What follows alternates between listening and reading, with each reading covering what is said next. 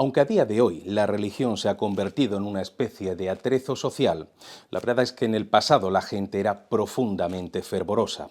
Eso nos ha permitido conservar un montón de historias asombrosas. Algunos piensan que esas historias han nacido al socaire de la devoción, pero otros creen que esa devoción es producto precisamente de esas historias. Sin entrar en debate, han sido muchas las imágenes de Cristos, vírgenes y santos que han sido protagonistas de sucesos de difícil explicación. Bienvenidos a Málaga Misteriosa. Les habla José Manuel Frías. Comenzamos.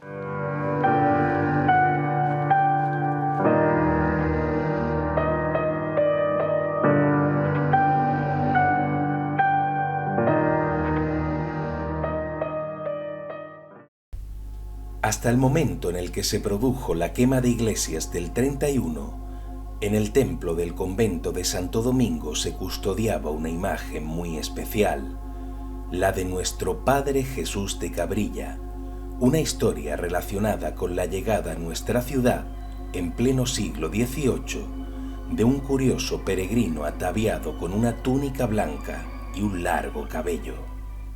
Bueno, Juan Antonio, estamos en la puerta de la iglesia de Santo Domingo y vamos a conocer la historia de un Cristo que lamentablemente ya no existe físicamente. Luego hablaremos de ese pasaje triste de la Guerra Civil Española que ha cegado pues, a diferentes imágenes en la provincia de Málaga.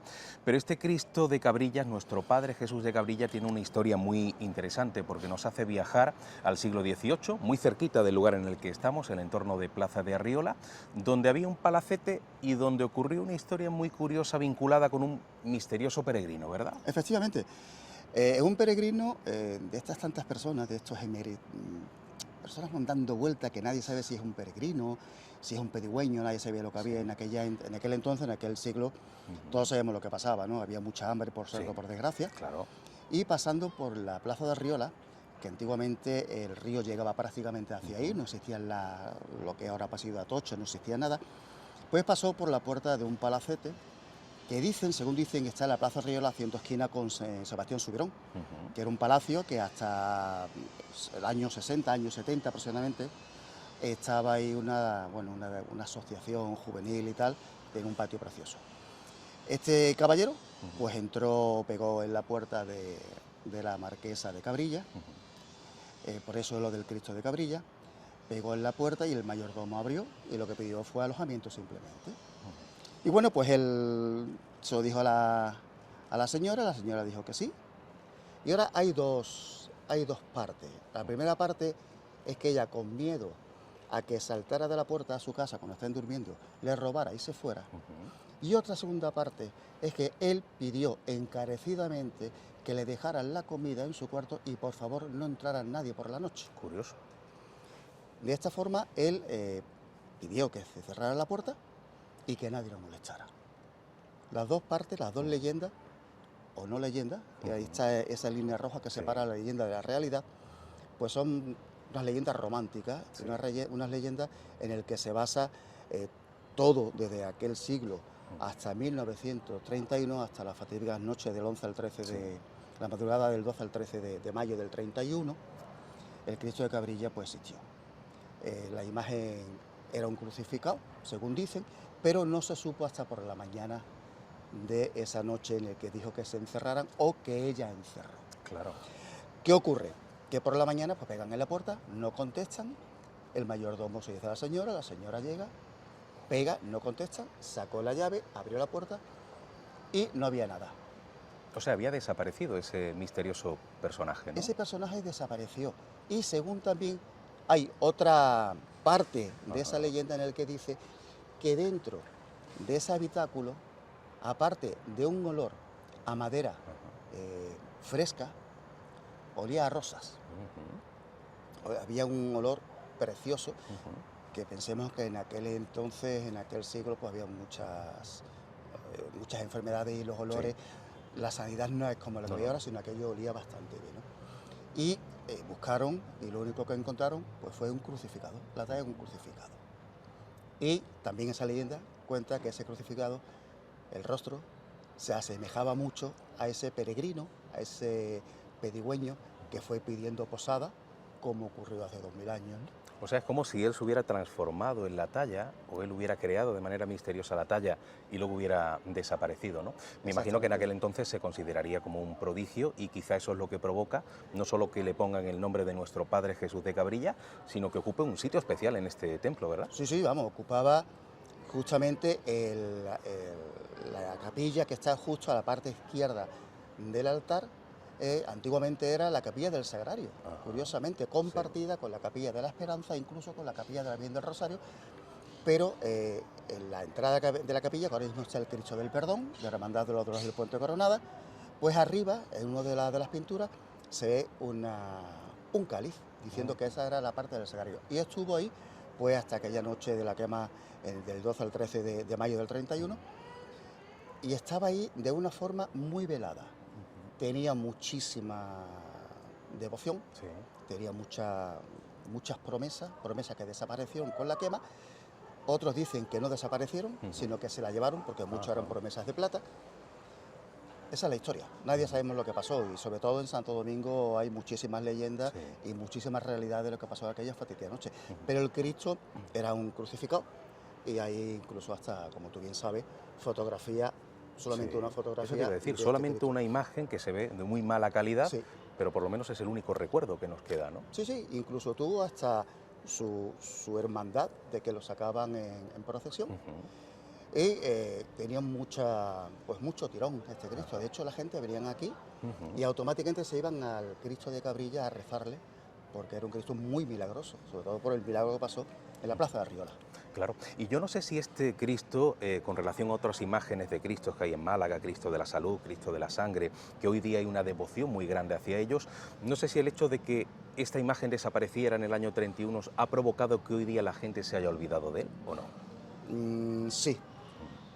Digamos que el Cristo de Cabrilla solamente lo conocen aquellas personas que están muy vinculados a Santo Domingo, muy vinculados a la Hermandad de los Dolores del Puente, de la cual pues tengo el orgullo de ser uno de los fundadores, o de reorganizadores, porque esa talla de 1747, que tiene también mucho que ver, tiene sus más y sus menos, también su leyenda, historia, que ya más adelante hablaremos de ella, pero solamente la conocía la gente del barrio. Hay que tener en cuenta que en aquel siglo sigue siendo el Guadalmedina una cicatriz que separaba el centro de los arrabales.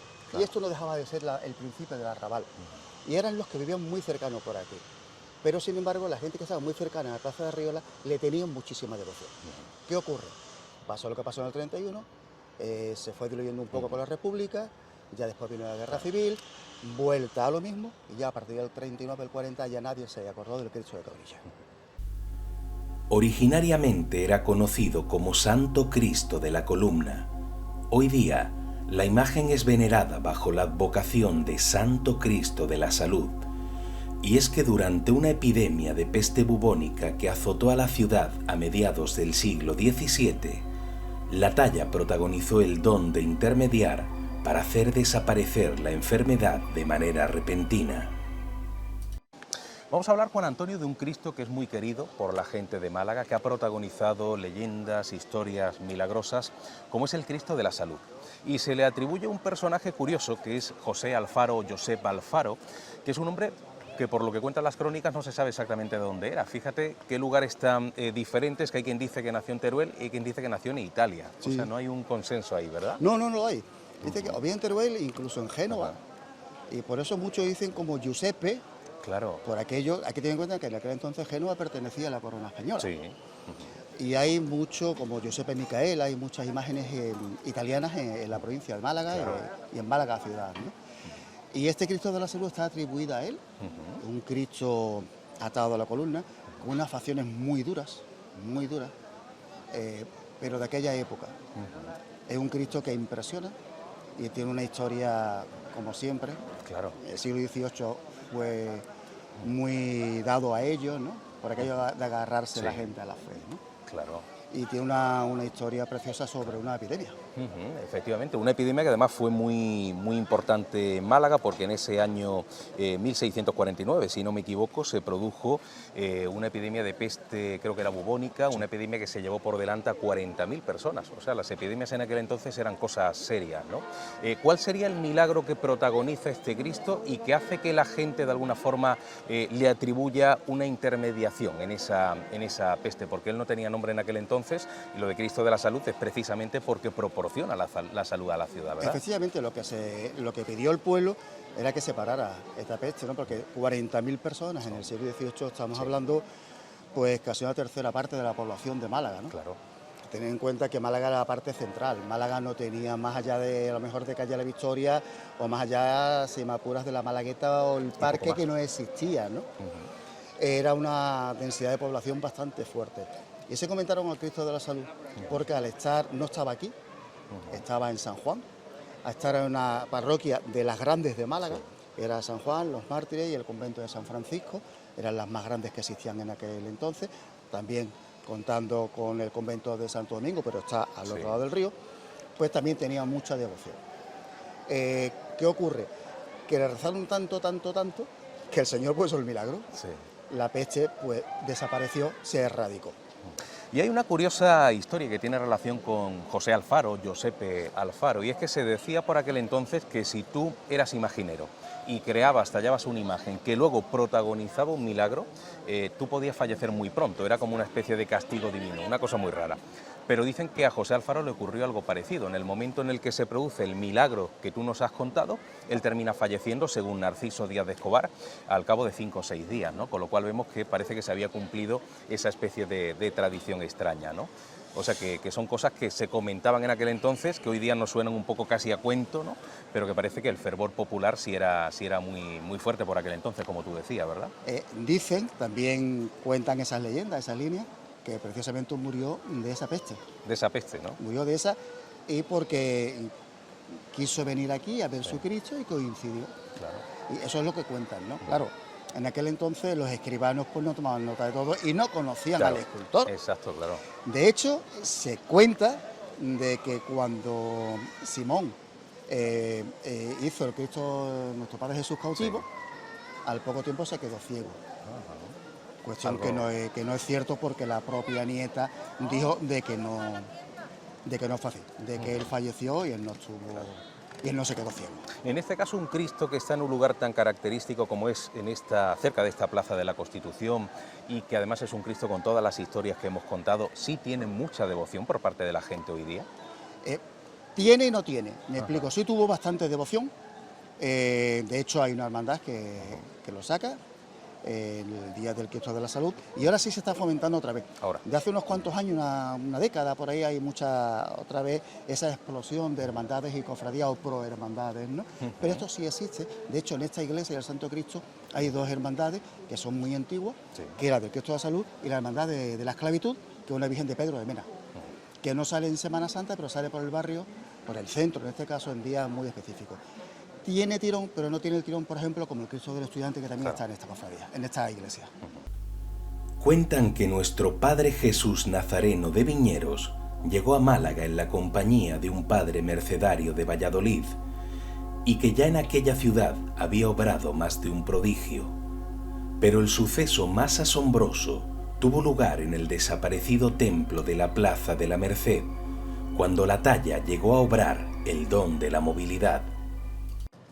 Bueno, Juan Antonio, estamos junto a un elemento importantísimo de devoción, como es el Cristo de Viñeros, que nos cuenta la historia, además, que es un Cristo que vino de Valladolid, que lo trae un padre mercedario, y que además ya en Valladolid había protagonizado diferentes prodigios. Pero hay uno que ocurre no en el templo en el que nos encontramos, sino en el templo de la Plaza de la Merced, que ya no existe, pero que en aquel momento esta imagen se encontraba allí, y es una historia muy bonita que tú conoces mejor que nadie, ¿no? ¿Qué es lo que ocurrió?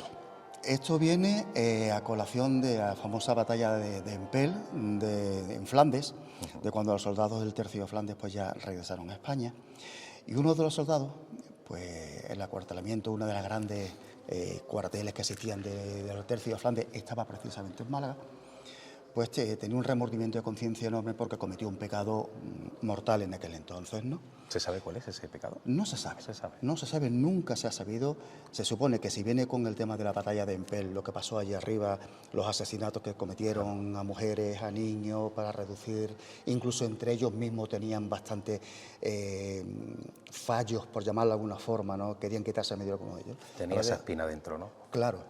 Y se confesó en el antiguo convento de la Merced, como bien has dicho, con Fray Andrés de la Merced. Fray Andrés de la Merced era el prior del convento y era un señor de armas tomar, ¿no? Era un fraile, nunca mejor dicho. Mucho carácter. Con mucho carácter. Y empezó a confesarse y llegó un momento en el que el fraile pues no daba crédito a lo que estaba contando, ¿no? Y tal fue así que no le quiso dar la solución, sino que lo echó literalmente del templo, diciendo que no me perdonaba, que ya se podía ir. Este muchacho pues sabía que dentro de poco tenía que partir otra vez, se tenía que ir y él no quería irse por si fallecía en combate, pues tener su alma liberada, ¿no?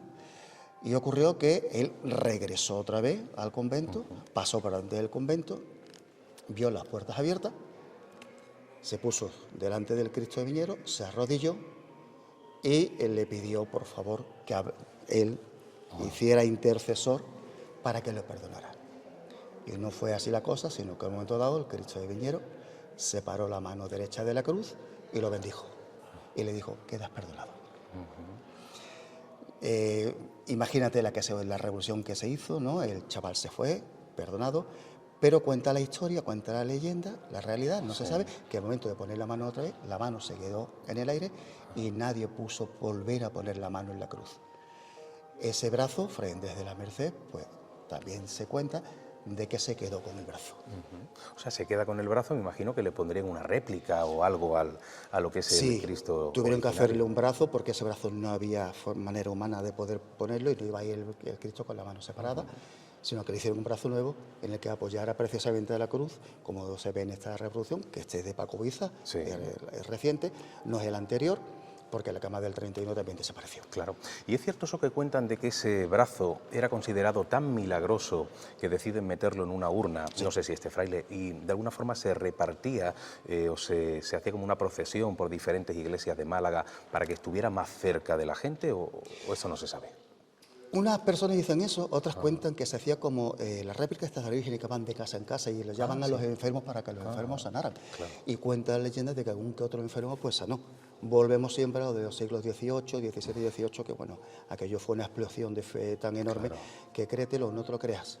Realmente la orden mercedaria existió, el Cristo existió y dicen que sí es verdad lo del Cristo de Viñero y bueno, yo sí me lo creo, de que el Cristo lo bendijo porque no es la primera vez que pasa. ¿Y no hay ningún tipo de documento, de algún papel, alguna crónica donde se habla de dónde acabó esa mano, ese brazo? Porque yo he llegado a escuchar incluso que terminó en el Vaticano, en el archivo del Vaticano, en Roma, ¿no? Es posible. Lo que sí es cierto es que la orden mercedaria se lo llevó a su convento, a la central, y ya lo que hiciera el prior central, el director de la orden, ya no se sabe. ¿Tuvo mucha repercusión esta historia en su momento? Sí, ¿no? Muchísima. Pues yo me imagino que incluso igual existieron más testigos, porque si hay una discusión con este cura y el soldado, la gente que estaba allí presente igual se percató y el hecho de estar mirando a este soldado cómo se va a marchar y cómo se pone a pedir delante de la imagen del Cristo de Viñeros, igual ese acontecimiento del movimiento de la mano o del brazo fue contemplado por más gente, ¿no? Y eso quizá hizo crecer la repercusión del Cristo, ¿no? Es posible porque dicen que no solamente fue Fray Andrés de la Merced, sino algunos otros miembros de la orden mercedaria salieron porque, claro, fue tal el tumulto, un señor que entra desfilando, corriendo, que se arrodilla, la monja que estaba limpiando el convento, pues también lo dieron, y los vecinos de la Plaza de la Merced. Algunos cuentan que la talla del Santísimo Cristo de la Sangre procede de la Santa Sede, pero otra leyenda lo convierte en protagonista de una romántica historia en la que aparece de la nada, flotando en las aguas malagueñas y salvando la vida de unos pescadores que estaban al borde de la muerte tras enfrentarse a una tormenta. Bueno, estamos ante una imagen que es conocida popularmente como el Coloso de San Felipe, ¿no? ¿Y le dicen eso por su tamaño o por qué Sí, puede sí, ser? porque es muy grande. Es una imagen muy bonita, muy querida por la gente de Málaga, el famoso Cristo de la Sangre, y de hecho se dice que su archicofradía o la hermandad es la hermandad más antigua o casi la más antigua de Málaga, ¿verdad? Sí, sí, unas escrituras que dicen que Sí. esta es la más antigua, otras que dicen que es la Veracruz, Está ahí. fusionada, y son los dos más o menos, pero son prácticamente Claro. casi del mismo tiempo. Esta talla, por desgracia, no es la original, La es de original. Paco Palma.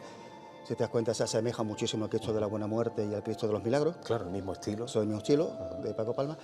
Y el Coloso de San Felipe porque es muy grande, una talla de unas hechuras preciosas, Claro. está muy bien tallado.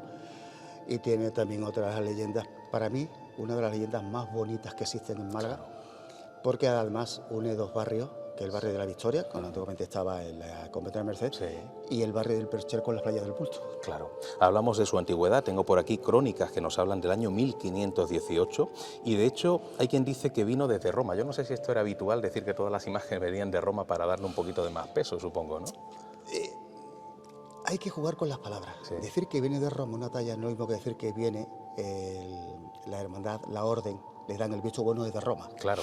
Que son dos cosas distintas. Cierto. Que decir que todas vienen de Roma es como decir que todas las pequeñas astillas que conformaron la corona de Cristo, la cruz, Sí. precisamente, vienen todas de Roma. Claro. Si todas esas pequeñas astillas se unieran, pues dice que habrían para no sé cuántos cargueros, Sí, sí, ¿no? cierto.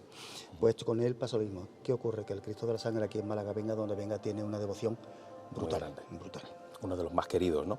Hay unas leyendas, hay una serie de tradiciones muy diferentes entre sí que nos hablan del milagro que finalmente hizo que se le tuviera la devoción que se le tiene hoy día. Por ejemplo, una de ellas nos habla del año 1518, cuando hay un pescador que está en mitad del mar, se produce una tormenta y este hombre tiene la posibilidad de llegar rápidamente a la costa para salvar la vida.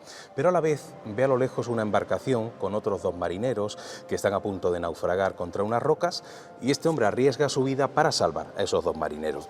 El caso es que su embarcación llega al lugar donde están ellos dos, consigue rescatarlos y cuando llega a la costa, esos dos marineros se bajan del barco, pero finalmente la embarcación originaria es absorbida por el agua con este hombre en medio. Y decían que en ese momento, cuando el agua se está tragando, este señor da la impresión de que era una representación de Cristo, porque empieza a aparecerle pues la típica llaga en el costado, llaga sangrante, un rostro que se le muta por completo y por lo tanto la gente empezó a gritar: ese es Cristo, es el Cristo de la sangre. Pero luego tenemos también otra historia de unos pescadores que van a naufragar y que de pronto se ponen a pedir pues un favor a Dios, ¿no? La intermediación para poder salvar la vida, y de pronto ven una talla flotando en el mar. Esa talla se va acercando, según se acerca la tormenta parece que amaina, ¿no? Y bueno, finalmente ellos entienden que el Cristo les ha salvado y cuando suben el Cristo al barco se dan cuenta de que está sangrando por la llaga del costado, de ahí viene lo de Cristo de la sangre. Pero tú conoces otra historia, mucho más bonita creo yo, ¿verdad? Digamos que es más, como siempre digo, más romántica. Sí. Digo, una leyenda popular preciosa. Sí. El principio es igual que el que tú has dicho.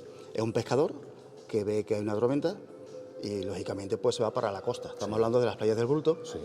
que bueno, en aquel entonces pues no es como ahora que tiene mucha arena, sino que era roca. Roca. Porque era un sitio de pescadores. Si te das cuenta, actualmente el barco de los pescadores de la zona de Huelin, antiguo el Bulto, están pegando con el espigón que lo separa del puerto. Cierto. Pues prácticamente todo era casi igual, ¿no? Él logra llegar a la costa, como tú bien dices, a la playa, pero ve que a lo lejos pues hay otro barco que está pasando lo mismo, otra barca, y él gira, se va para ellos, los dos lo montan en la barca, su barca la deja que se lo trague y al llegar a la costa se desembarcan los tres, pero él tuvo que ayudar mucho a los dos porque estaban exhaustos los otros dos marineros. La barca golpea con una de las rocas, se destruye la barca y los trozos de madera caen a la orilla y él ya estaba agotado, estaba prácticamente muerto, cae sobre la orilla y cae de tal forma que dos traviesas de la barca forman una cruz y él cae sobre esa cruz y una de las astillas que saltan le dan el costado y sangra a la altura del costado del Cristo de la Sangre. Como si se hubiera producido una especie de representación Efectivamente. de la crucifixión de Cristo, ¿no? Efectivamente. Qué historia. Exacto. Esa es la historia que, otra de las leyendas que van surcando por ahí, que a mí esa me encanta, porque es del esfuerzo de una persona Sí. que no es egoísta de salvar su propia vida, sino va por los demás, salva a los demás, él muere exhausto y muere de esa forma pues tan particular. Hay algo que no sé si me puedes confirmar, pero una parte de la tradición dice que originariamente esa talla del Cristo de la Sangre, que algunos dicen que aparece flotando en las aguas, que sería por lo tanto una parte de la leyenda, fue ubicada originariamente en una capillita a pie de la propia playa y que luego ya se trasladaría a la iglesia. Yo no sé si de eso también ha quedado constancia en las crónicas. Yo no tengo constancia de que hayan creado, es muy posible, porque en aquel entonces todo lo que fueran imágenes pequeñas pues parecería, pero a mí eso me suena mucho más. Hay una película bastante antigua que se llama El Cristo del Mar, que es algo parecido, que fue en el norte de España con una galerna, que solamente se sabía que iba a haber galerna porque había una cueva y había un ojo hecha en esa cueva que si entraba agua por ese ojo es que había galerna segura. Y había un pescador que estaba pues ayudando a un chaval pequeño, el chaval pequeño pues lo acoge jugando con él, el chaval se mete en la cueva para jugar y vio que entra agua, sale corriendo, galerna, galerna, galerna, galerna, sale en la cofradía de pescadores, todos los armadores fueron a por los demás, rescataron todos los barcos, menos al barco de este hombre, y al poco tiempo pues, aparece un crucificado de esta forma, por la orilla de esta playa, que me parece que no sé si era santanderina o asturiana, por esa parte. Nuestro Padre Jesús Nazareno, más conocido como el Rico, es una imagen muy venerada por los malagueños que se custodia en la iglesia de Santiago. La tradición asegura que fue protagonista de un asombroso suceso que tuvo lugar durante el reinado de Carlos III y que fue el motivo de que, una vez al año, durante Semana Santa, se libere un preso. Bueno, en esta iglesia de Santiago, calle Granada, una iglesia queridísima, ¿no?, por la gente de Málaga, se encuentra una imagen no menos queridísima, que es la de Jesús el Rico, famosísima en Semana Santa, y que tiene también una historia bien curiosa, ¿no?, que nos hace viajar siglo XVIII y con una especie de milagro que va precedido además de un acontecimiento poco habitual con relación a unos presos, ¿no? Exactamente. ¿Cómo es esa historia? Pues mira, aquello aconteció en 1759, quiero recordar, Sí. mediados del siglo XVIII, cuando reinaba Carlos III en España. Las epidemias típicas de los siglos XVIII. En aquel entonces pues no hubo procesiones en la calle, no salían santos a la calle por Semana Santa, pero Jesús el Rico tenía muchísima devoción dentro de los presidiarios de la ciudad. En aquel entonces la cárcel está, lo que ahora es la avenida de la Rosaleda, y estaba relativamente cerca, ¿no? ¿Qué ocurre? Que los presos le rogaron, le pidieron al alcaide de la prisión que lo dejaran salir para sacar a su Cristo. Él dijo que no, que como van ahí los presos a la calle, que no. Los guardias se pusieron en preaviso, pero ellos se amotinaron y salieron, no se sabe cómo, milagrosamente salieron todos menos uno, porque se tuvo que quedar en la cama porque estaba bastante enfermo, no podía ni andar. Decías milagrosamente, igual en esa época no era excesivamente difícil escaparse de una prisión, ¿no? Pues no creo que tuvieran la seguridad que tienen hoy día, ¿no? No, porque con un mosquetón tenías una bala y mientras la cargaba ya se habían ido. Sí, es verdad. Y la reja entre 4 o 5 empujaban y la tiraban porque no tenía esa argamasa como actualmente tiene los hierros y tiene el cemento. Se escapan, vienen, sacan a Jesús el Rico por las calles, los pasean, termina la procesión y todos, absolutamente todos, regresan a prisión, menos uno. Claro, el alcaide pues montó en cólera, yo lo sabía, que uno se iba a escapar, eso no puede ser, llama a los guardias para que fueran a buscarlo. Y justo en el momento que estaba saliendo del dintel de la prisión, en ese momento entra el preso que se había escapado con una bandeja con la cabeza de San Juan el Bautista, que el Cristo del Rico posa a los pies del trono procesional. Esa cabeza se la pone a los pies de su compañero que estaba enfermo y al poco tiempo ese enfermo pues mejora. Y claro, ese milagro y sobre todo lo que lo precede, esos presos que se escapan, pero no se escapan para intentar huir, sino para hacer una buena obra, es lo que ha provocado que posteriormente en Semana Santa siempre se haga se permite que un preso, ¿no? Quede libre siempre que sea con un delito menor, ¿no? Hay una real cédula, en aquel entonces eran presos de sangre. De sangre. Curiosamente, una real cédula de Carlos III, en el que dice que cada miércoles santo se libere un preso. Hay una imagen de una película de Amanecer en Puerto Oscura, que no es lo real. Sí. Sí es real que el rico en procesión, cuando libera al preso, sí bendice al preso que lo libera. Sí. El preso recorre toda la procesión cubierto, nadie sabe quién es. Pero esa película pues lo que hace es que escoge a uno, no es que lo bendice, sino que con la mano escoge a uno. Claro. No es real, no es real. Se pone una terna en el Consejo de Ministros de la semana anterior y entre esa terna de los que tanto la prisión actual como el Consejo de Ministros así lo determina, es el que libera al rico, y eso se ha ido ampliando tanto que ya en muchos pueblos de la provincia de Málaga ya lo están haciendo. Pero la orden de Carlos III, esa real cédula, solamente está hecha para el Cristo de la Sangre, que desapareció el antiguo, actualmente una obra del granadino, entre comillas, porque nació en Álora, Navas Parejo. O sea, esa liberación se sigue practicando sí. todos los años, ¿no? Todos los miércoles santos sale de la Casa Hermandad ahora mismo, que está en Calle de la Victoria, y ahora últimamente lo están bendiciendo en la Plaza del Obispo, en la puerta de la catedral. Claro. Antiguamente decías que eran crímenes incluso de sangre, pero ¿qué tipo de delitos son los que hoy día permiten? Serán muy leves, ¿no? Normalmente, últimamente son por robo, por tráfico de drogas, por malversaciones. Son delitos, entiéndase, menores, pero son de personas que a lo mejor llevan 2 o 3 años en la cárcel y le quedan 4 o 5 años. Eso sí, hay una norma, no puede volver a reincidir. Claro. Si el preso reincide, tiene que volver a prisión, incluso con la pena que le quedaba pendiente. Cumplir la pena por la que te Aunque había está liberado, indultado, ¿no? está indultado, el indulto se lo da, pero no lo amnistía, le dan el indulto, no da la amnistía plena. Con lo cual, si vuelve a recaer, pues durante cierto tiempo tiene que cumplir la pena completa que le echen más la que tenía pendiente. Si recae una vez que ha pasado esos años que le quedan, pues solamente cumpliría la pena de lo que le caiga en aquel entonces. Hemos conocido hoy un interesante mosaico de milagros religiosos que se conservan gracias a las crónicas de importantes documentalistas del pasado. Y eso ha sido solo un botón de muestra de lo que conserva la siempre apasionante memoria popular. Nos vemos en una próxima edición de Málaga Misteriosa. Un fuerte abrazo, amigos.